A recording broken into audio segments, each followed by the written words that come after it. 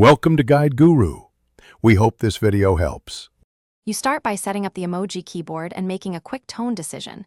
This matters because emoji change meaning. Once done, open your message, pick 3 emojis that match your words, and place them near the phrase they amplify. Use face emojis for emotion, symbols for actions, and arrows for direction. This keeps things clear. Make sure to preview on the recipient's platform since rendering differs, and adjust if a single emoji could be misread. Once you have your emoji, pair them deliberately with text so you control meaning.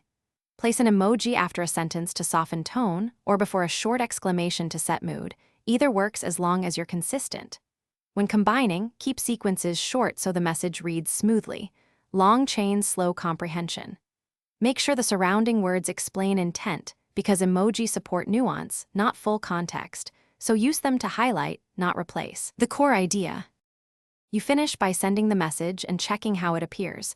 Different systems render emoji differently, so a quick test prevents surprises.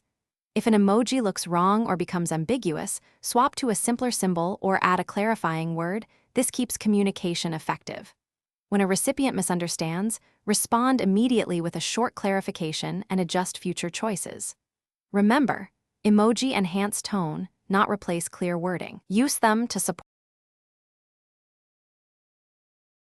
Thanks for watching. Consider subscribing if we helped you today.